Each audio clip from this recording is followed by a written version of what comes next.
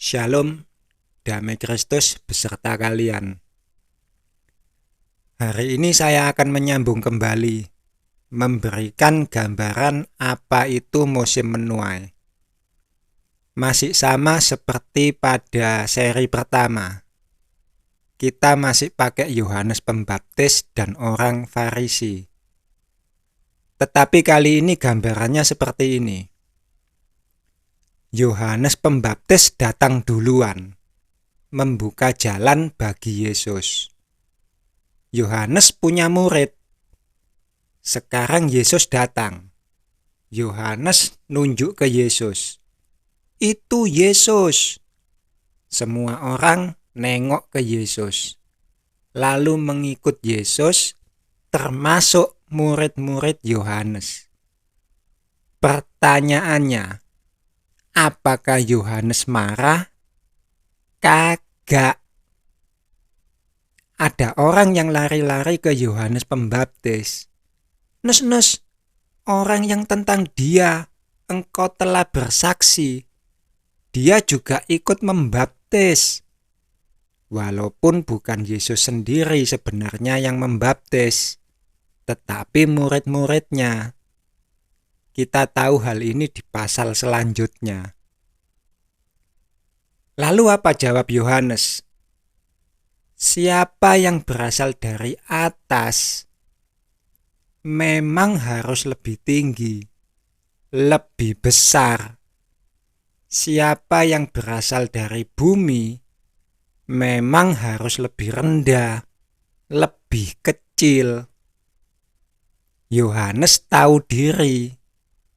Kalau perlu semua muridnya ikut Yesus.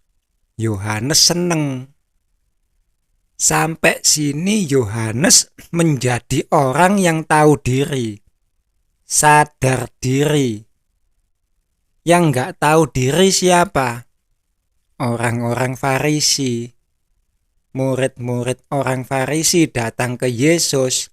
Mereka pada mencak-mencak, kebakaran jenggot, gerundel sak karepe dhewe. Kurang ajar Yesus iki. Murid-muridku entek melu Yesus kabeh. Murid-muridku habis pada ikut Yesus semua. Kalau semua ikut Yesus, siapa yang akan menghormati kita? Sampai sini saya akan berikan gambarannya. Izinkan saya nempeleng gereja-gereja Kristen Protestan terlebih dahulu. Gambarannya seperti ini. Gereja-gereja Protestan yang ada pada saat musim menabur, mereka pada berlomba-lomba membesarkan nama gerejanya masing-masing. Nama Yesus belakangan. Gerejaku besar, nama Yesus besar. Bukan sebaliknya. Nama Yesus besar, gerejaku besar.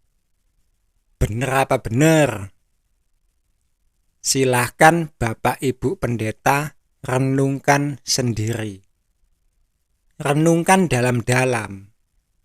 Kembali pada masa Bapak Ibu Pendeta masih muda. Pada masa awal-awal pelayanan Bapak Ibu Pendeta. Pada masa awal-awal Bapak Ibu Pendeta mendapat tugas perutusan. Bapak Ibu Pendeta punya gereja. Kecil, sauprit. Jemaatnya hanya 10-50 orang. Dan Bapak Ibu Pendeta memikirkan bagaimana caranya gereja Bapak Ibu bisa berkembang. Memikirkan bagaimana caranya gereja Bapak Ibu bisa menjadi besar. Gereja, dan gereja. Bapak Ibu Pendeta pernah bertemu dengan Yesus. Yesus ada di dalam Bapak Ibu Pendeta. Bapak Ibu Pendeta ada di dalam Yesus. Mintalah apa saja, doamu dikabulkan. Dan Bapak Ibu Pendeta sudah meminta. Aku minta jemaatku jadi 100. Doa Bapak Ibu sudah dikabulkan. Aku minta jemaatku jadi 1000. Doa Bapak Ibu sudah dikabulkan. 1000 jemaat, gerejaku sauprit. Tuhan, aku minta gereja baru yang gede. Doa Bapak Ibu sudah dikabulkan. Aku minta bisa membangun 100 gereja. Doa Bapak Ibu sudah dikabulkan.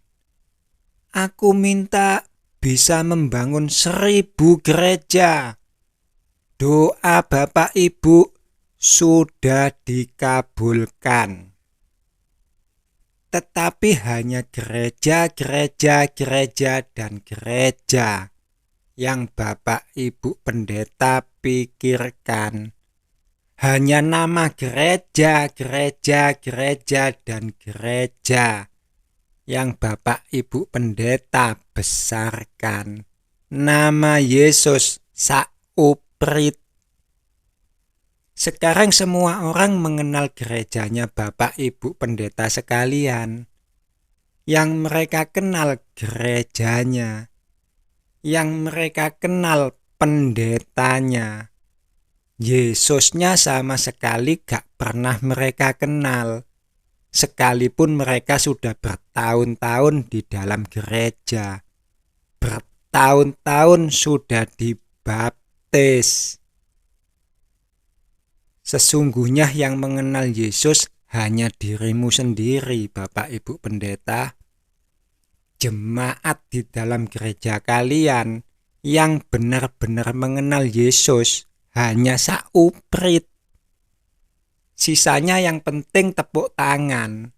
Semua baik, padahal gak ada yang baik. Karena Bapak Ibu Pendeta hanya membesarkan nama gereja. Gereja besar, maka nama Yesus besar. Bukan sebaliknya. Nama Yesus besar, maka gereja besar. Sekali lagi mohon renungkan baik-baik. Renungkan dalam-dalam. Kembali ingatan Bapak Ibu Pendeta pada masa muda. Pada masa awal-awal Bapak Ibu Pendeta diutus. Benarkah yang saya katakan? Oh, tidak benar, Rodi. Gerejaku besar karena aku memikirkan kalau nama Yesus besar, gerejaku besar. Puji Tuhan, saya katakan. Berarti 90% jemaat yang ada di gereja Bapak Ibu Pendeta mengenal Yesus. Sisanya hanya ikut tepuk tangan. Dari buahnya lah engkau tahu. Silakan dilihat gereja Bapak Ibu Pendeta. Itu gereja Bapak Ibu, bukan gereja saya.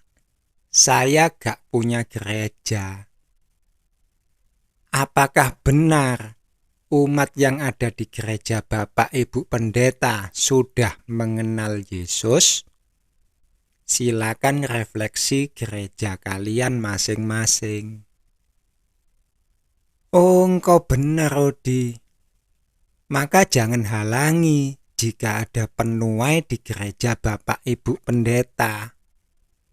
Tugas penuai memang mengeluarkan jemaat-jemaat yang sudah dibaptis dari gereja. Sekali lagi, mengeluarkan umat yang sudah dibaptis dari gereja. Yang sudah dibaptis.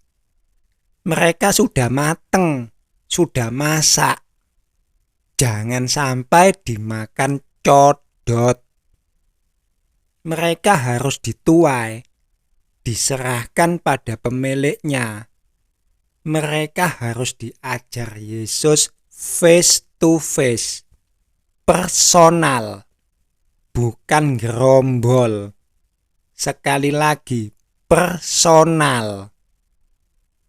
Mereka yang sudah dibaptis, mereka bukan lagi milik gereja, bukan lagi milik Bapak Ibu Pendeta, tetapi milik Yesus. Bayarlah upah penuai, jangan ditahan. Milik kalian hanya mereka yang belum dibaptis. Silakan kalian ajar. Kalian buat mereka percaya Yesus. Silahkan kalian didik. Kalian yakinkan mereka untuk percaya Yesus. Akan tetapi untuk mereka yang sudah dibaptis, menjadi tugas penuai untuk membuat mereka mencari Yesus. Bukan lagi mencari kalian, bukan lagi mencari gereja. Menjadi tugas penuai untuk meyakinkan mereka bahwa mereka bisa bertemu dengan Yesus. Diajar Yesus sendiri, face to face, personal. Meyakinkan mereka bahwa gurunya sudah bukan lagi manusia, tetapi Yesus sendiri. Personal Yesus sendiri yang ngajar. Meyakinkan mereka untuk berani keluar dari gereja dan memiliki hubungan personal dengan Yesus. Ikhlaskan Bapak Ibu Pendeta. Jangan tahan mereka untuk mendengar kalian terus-menerus. Jika Yesus bisa datang pada Bapak Ibu Pendeta, memberitahu Bapak Ibu Pendeta hal-hal yang ajaib, memberitahu Bapak Ibu Pendeta pengertian tentang kitab suci, maka Yesus juga bisa datang pada mereka yang bukan siapa-siapa, yang hanya umat biasa-biasa saja. Kalau mereka mencari Yesus, akan bertemu dengan Yesus. Kalau mereka mencari pendeta, akan bertemu dengan pendeta. Ikhlaskan gereja Bapak Ibu dirobohkan. Karena Yesus harus lebih besar dari gereja. Yesus harus lebih besar dari Bapak Ibu Pendeta. Apa yang sudah Bapak Ibu tanam dalam gereja, hasilnya akan dimakan codot kalau mereka tidak keluar dari gereja dan memiliki hubungan personal dengan Yesus. Sebab suka tidak suka, mau tidak mau, gereja memang akan dirobohkan. Baik roboh secara duniawi maupun roboh secara rohani. Secara duniawi, bangunan fisik gereja itu memang ambruk. Tidak ada satu batu pun di atas batu. Secara rohani, codotlah yang merobohkan. Lalu bagaimana dengan gereja Katolik? Gereja Katolik tak ubahnya seperti bisnis. Bosnya Vatikan, gak bisa berbuat banyak. Hukum ekonomi, ada permintaan, ada penawaran, supply demand, mirip forex. Harga emas naik, dolar turun. Harga emas turun, dolar naik. Imam Katolik gak ada yang kerja seperti imam Protestan. Maksud kerja di sini bukan pelayanan ya. tapi kerja pengertian bisnis. Imam Protestan boleh bisnis karena mereka punya keluarga. Selain menghidupin gereja, mereka menghidupin keluarga mereka. Tetapi imam Katolik gak boleh bisnis. Mereka gak ada yang nikah karena aturan Vatikan. Mereka hidup hanya mengandalkan umat. Umat banyak, gereja makmur. Umat sedikit, gereja miskin. Gereja Katolik banyak, Vatikan makmur. Gereja Katolik sedikit, Vatikan melarat.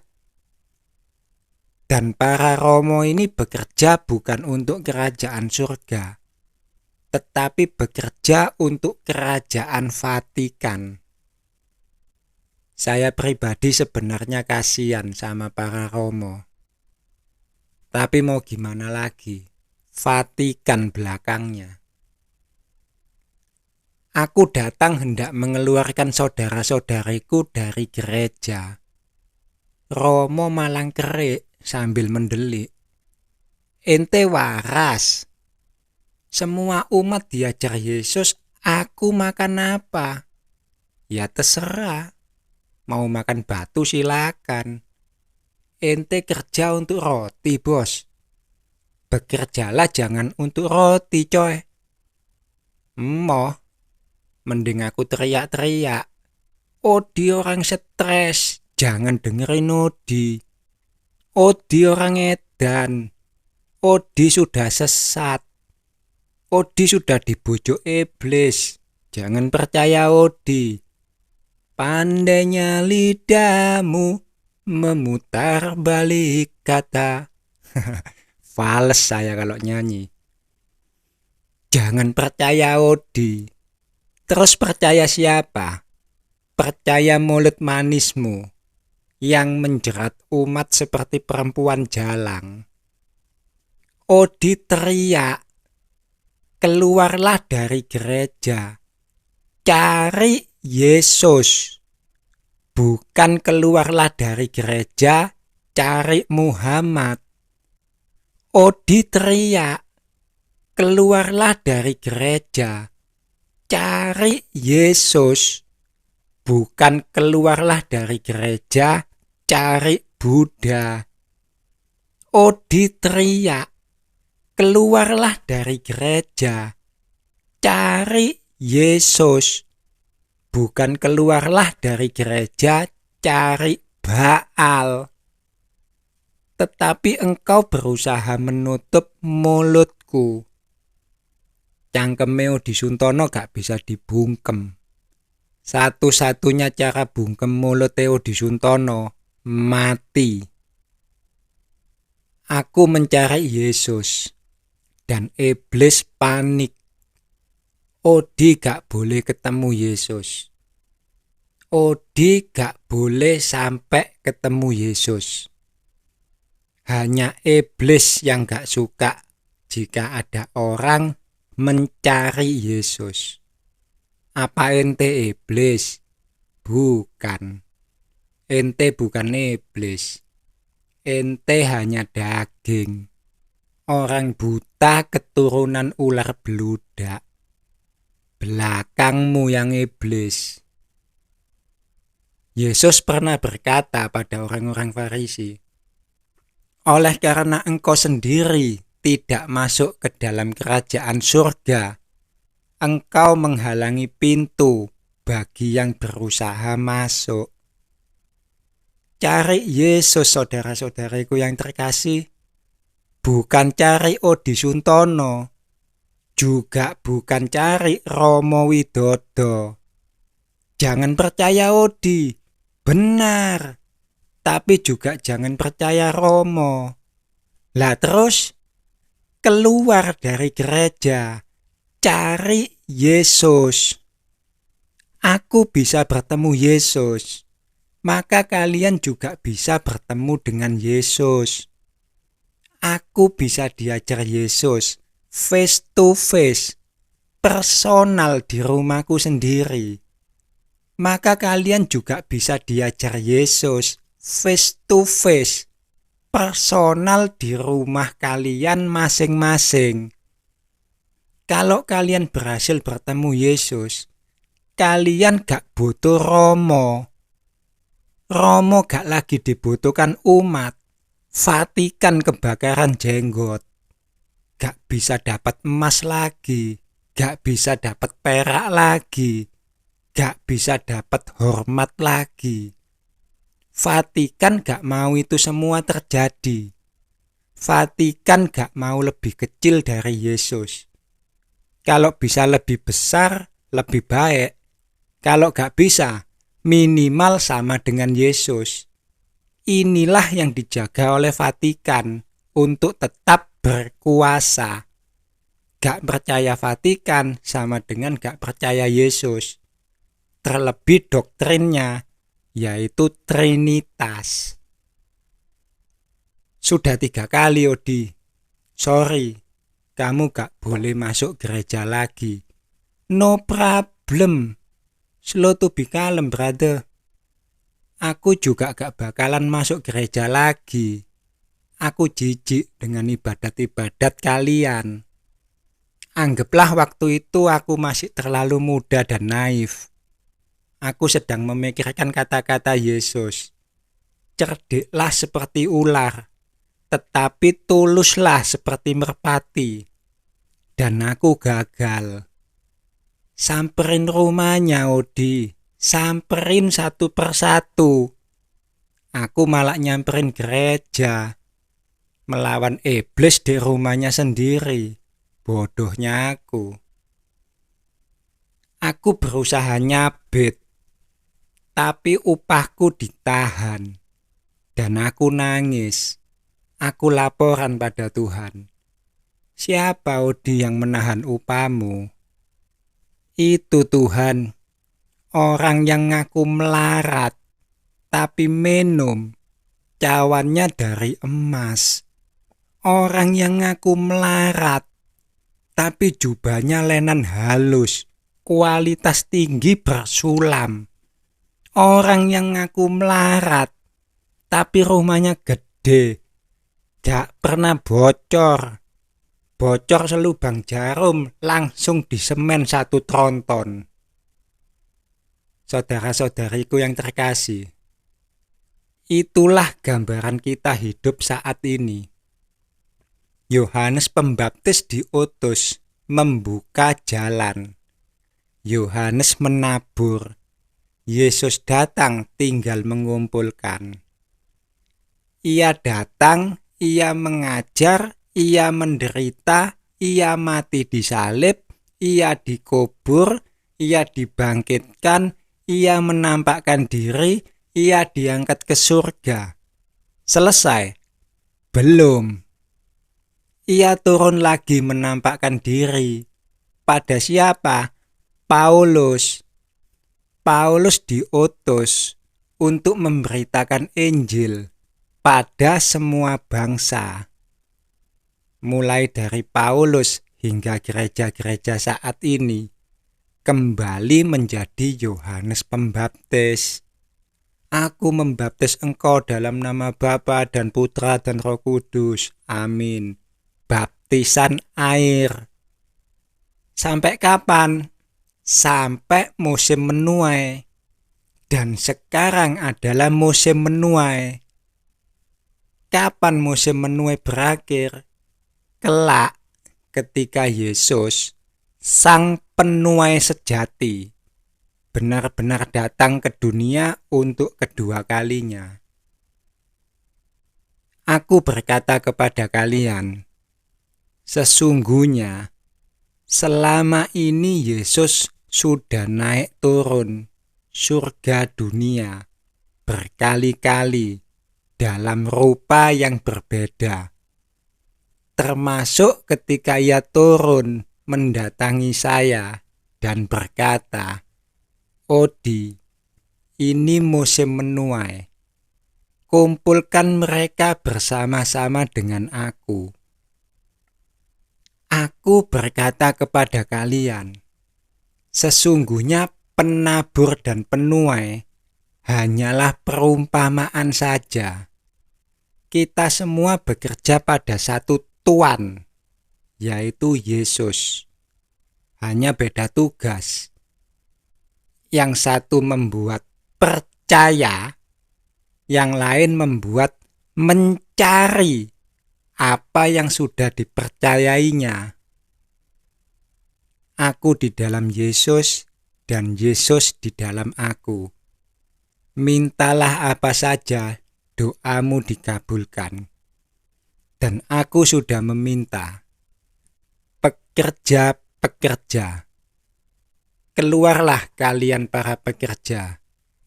Ini masanya kalian, masanya penuai. Barang siapa tidak mengumpulkan bersama Yesus, ia mencerai-beraikan. Cari Yesus dan bekerjalah. Tuailah saudara-saudarimu sebelum dimakan codot. Shalom.